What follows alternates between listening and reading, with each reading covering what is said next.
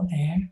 This is Dr. Williams. I believe that you are doing well. It's been a little bit of time, and so I wanted to come on because something has come in what I continue to see when it comes to leadership, when it comes to impact, when it comes to treating people like they are humans. We are missing that, so eloquently missing it.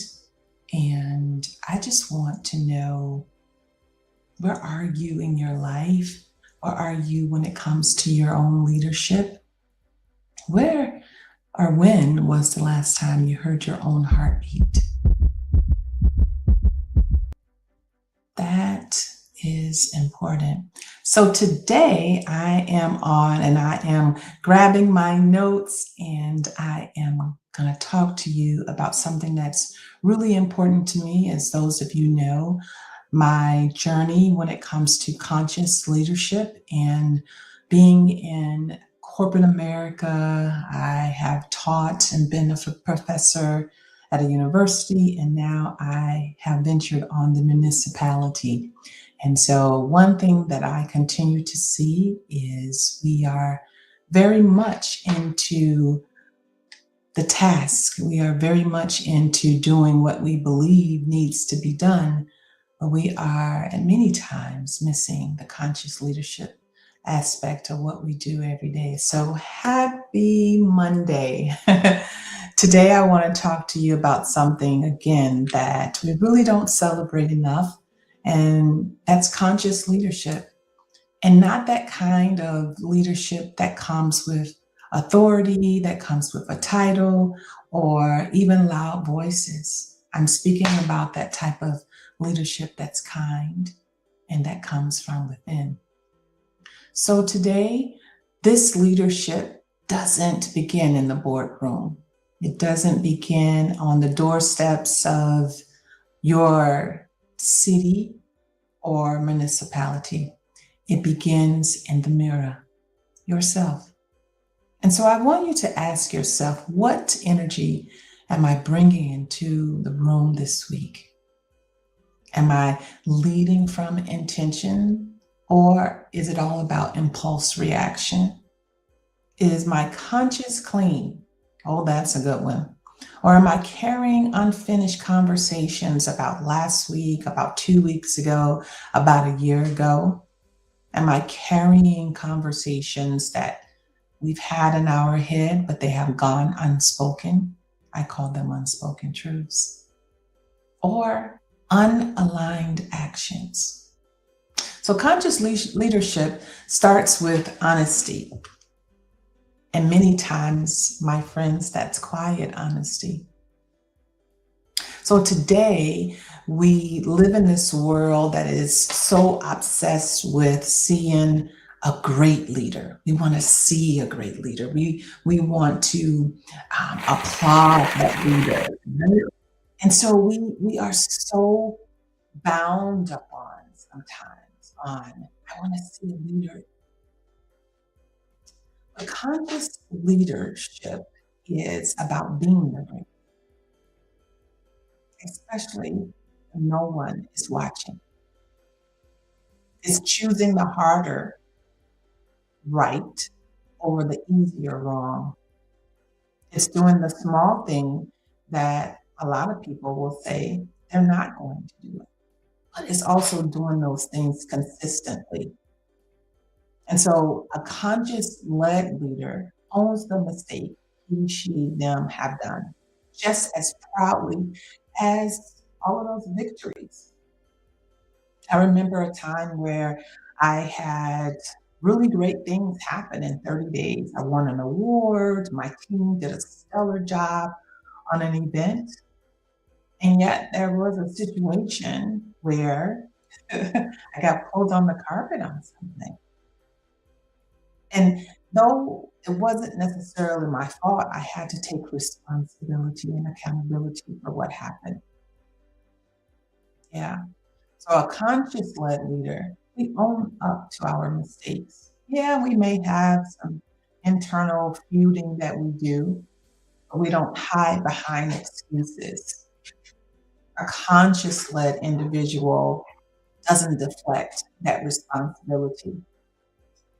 And sometimes you got to go in and say, "This is on me, and I'll fix it." And that simple sentence can change your workplace culture, can change your leadership authority, can change your emerging leaders.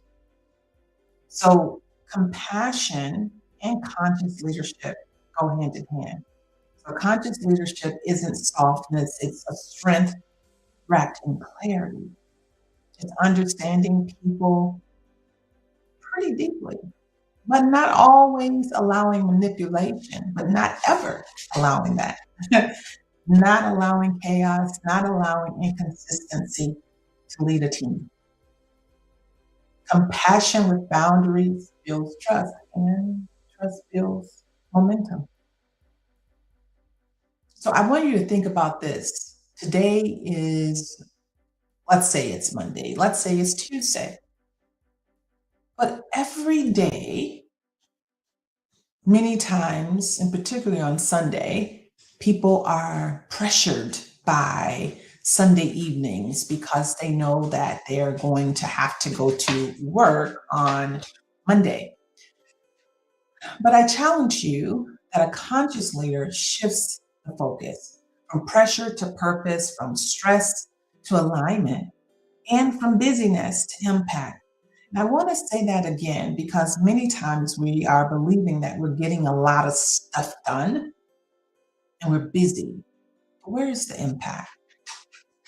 So I want you to ask yourself, does this task matter? Is this aligned with my values? And will this make a meaningful difference? Purpose clears noise. If you know anything is challenging your integrity, don't do it. You have to speak up for your own integrity. And I'm going to leave you with this. We must have the courage to have hard conversations, even with those individuals that you care for, even with those individuals that you have had internal equity with.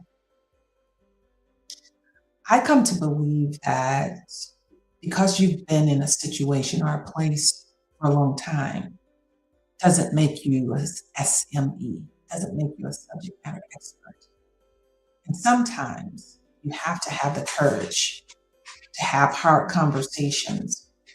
And every team, every workplace, every home needs someone brave enough to speak truth with kindness. A conscious leader doesn't avoid conflict, they elevate it. They approach conversations not to attack, but to understand. Not to win, but to resolve, and not to shame, but to guide. So leadership is not a Monday morning speech. It's a tiny habit.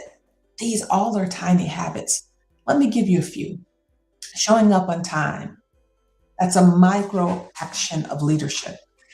Following through, listening fully, and not just to respond. Leading by example. And keeping your promises. Micro actions build macro trust.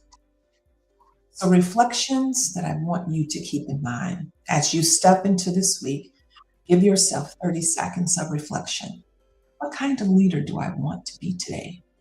This question guides decisions.